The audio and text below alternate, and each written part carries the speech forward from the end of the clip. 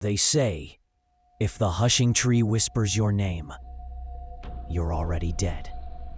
I didn't believe it until I heard my recorder play back something I never said. A whisper, my name. And then, the first body showed up. Black Hollow isn't on any map.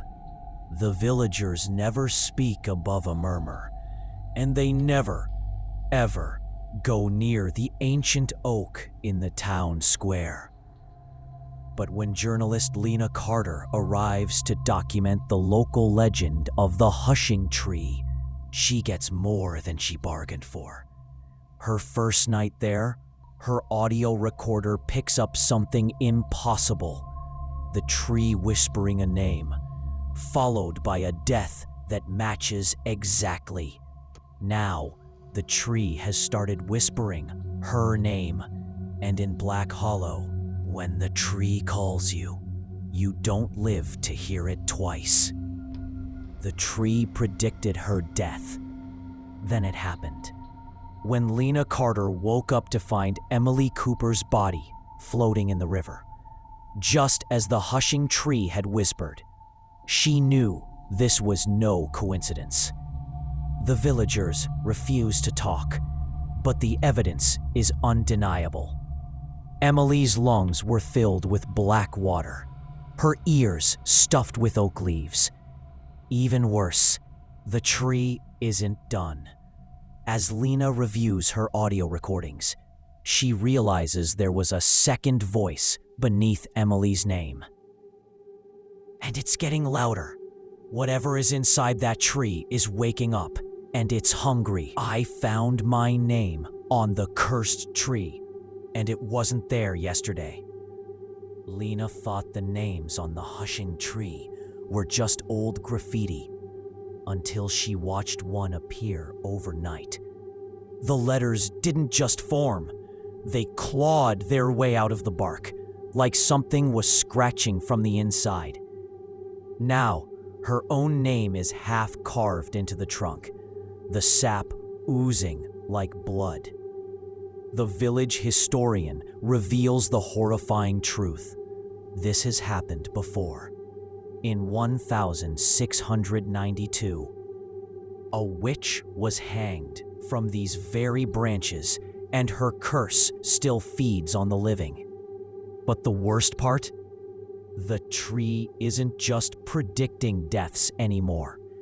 It's choosing them. They told me to feed the tree, or it would feed on me. A desperate villager slips Lena a note with instructions. Salt the roots, hair in the knots. It buys time.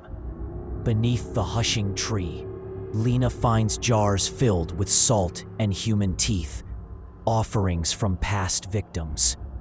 But when she refuses to participate, the tree retaliates. That night, her hotel room floods with black water, and a single oak leaf floats to the surface with her name on it. The message is clear. The tree doesn't just want her fear. It wants her voice. The tree called his name. Then he smiled while he died. When the butcher Thomas Green is found dead, impaled on his own meat hooks, his face frozen in a grin, Lena knows the hushing tree is escalating. The villagers blame her for waking the curse, leaving dead animals on her doorstep. But the real horror is in the audio recordings. Beneath Thomas's name, Lena hears children laughing, and then a voice that isn't human. Whatever is inside the tree isn't just killing, it's playing. And Lena is next, unquote. I hear the tree in my dreams, and now it's using my voice. Lena no longer needs her recorder to hear the whispers. They come from the walls, the faucets, even her own mouth when she wakes up screaming. The Reverend accuses her of being marked by the tree, And the evidence is damning. Her voice on the recordings has started to change, warping into something inhuman. The villagers are closing in. The tree is calling, and the only way to survive might be to feed it exactly what it wants: another soul. And I found the witch's diary and read her last words aloud. Big mistake. Lena breaks into the Black Hollow Church crypt, where she discovers Abigail Voss's diary, bound in human skin. The entries reveal the tree was once a gallows where Abigail hanged innocents to feed the soil. The ritual to silence it requires burning a lock of the witch's hair at its roots. The final entry is a warning in blood. Do not speak my name near the tree. It will hear you. I set the cursed tree on fire. Then it started screaming. Lena steals a braid of Abigail's hair from a reliquary and burns it at the tree's roots. The reaction is catastrophic. The tree shrieks like a dying animal, its bark splitting open. The ground ruptures, exposing skeletons fused with roots. The missing children of Black Hollow. The villagers attack Lena, screaming, "You'll kill us all!" Twist, the fire doesn't destroy the tree. It wakes Abigail. The roots lasso Lena's ankles, dragging her toward the trunk. I peeled back the tree's bark and saw her looking back. As Lena claws at the tree to free herself, the bark peels away like skin, revealing Abigail's face beneath.